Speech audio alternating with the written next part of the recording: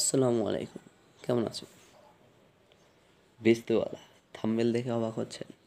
অনেকে জানে, অনেকে জানে না। ভিস্তুওয়ালা নাম অনেক পরিচিত আছে কারোর, হয়তো বা আবার কারোর নাই।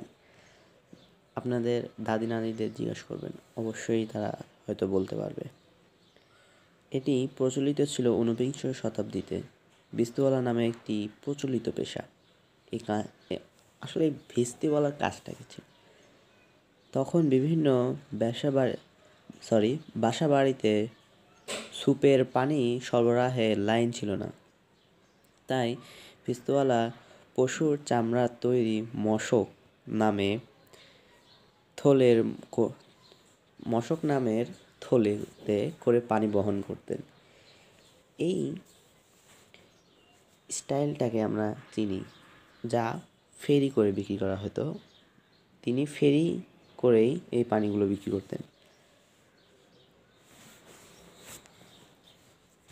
হয়তো এখন বুঝেছেন যে সেই ঊনবিংশ শতাব্দীতে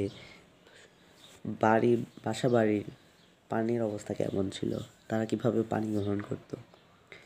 এভাবে তারা পানি পান করতো, কাপড় চোপড় ধোয়ার জন্য পানি নিত। এই ভিস্তুওয়ালা সে টাইমে একটি গুরুত্বপূর্ণ পেশা ছিল, কিন্তু বর্তমানে সেটি নেই। কিন্তু বর্তমানে যুগের পরিবর্তনে একটি পেশা রয়ে এসেছে, যা ভিস্তুওয়ালা নামে কোনো পেশা অথবা পাওয়া যাবে না। কিন্তু একটি পেশা আছে, সেটি হলো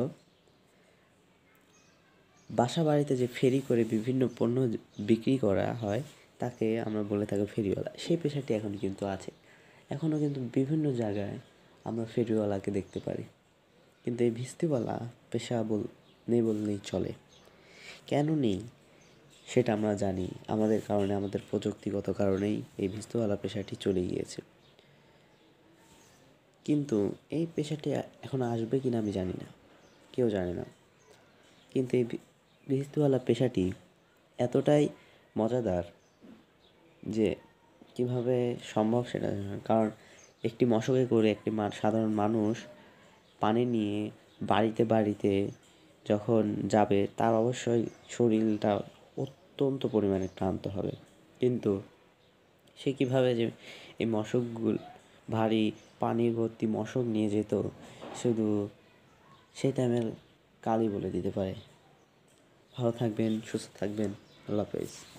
আসসালামু আলাইকুম।